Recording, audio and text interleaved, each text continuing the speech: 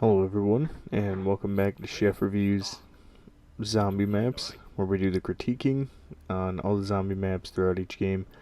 And in this video we are doing the Zombies Chronicles version of Verruckt. Now I don't have too much to say about it, but it is one of my favorites of all time, so we're just going to get in, do our pros, our cons, rating, recommendation, and then call it a video. So yeah. For pros, we have the wall weapons.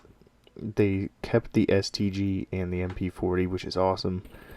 And I did have a wall power, I think it's called, so I did pack punch the MP40 just because that used to be my all-time go-to.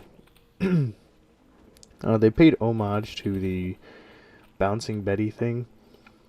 I think that's what it was in World at War, with their own BO3 version of that in the exact same spot, and I think that's really cool. I like that one a lot.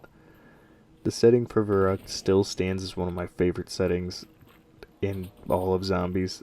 I think it's super fitting to the game mode, and it's just a really cool, on its own type of place, you know what I mean?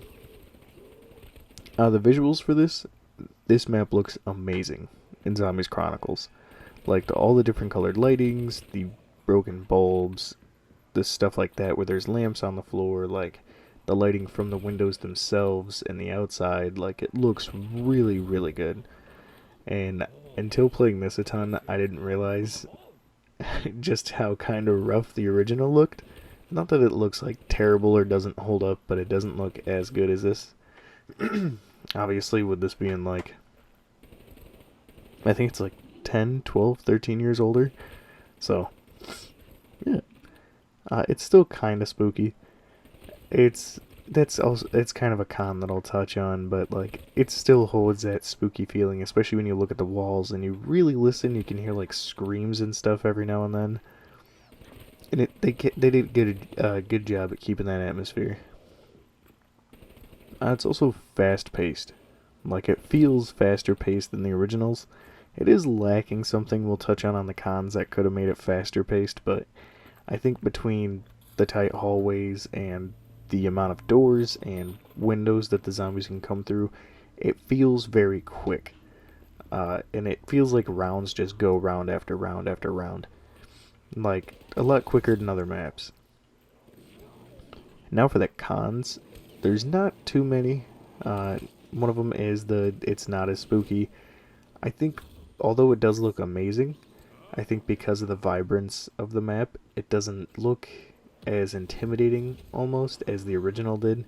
It still holds that feeling of being trapped here and wondering what happened in this place before this went down. But it doesn't feel as atmosphere-wise intimidating as the original.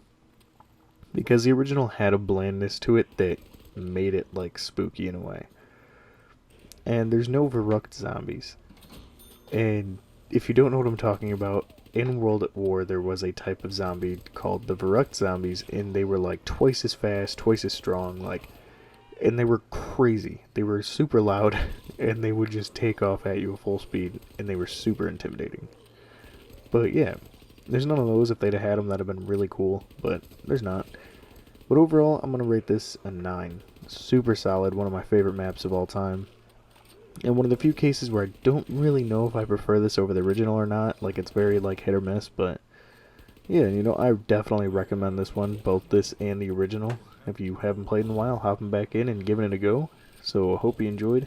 Hope you're having a good day. If you're watching early on, have a good rest of your day. See you in the next one, and until then, keep surviving. And in the next one, I think we're doing Zombies Chronicles. But see ya.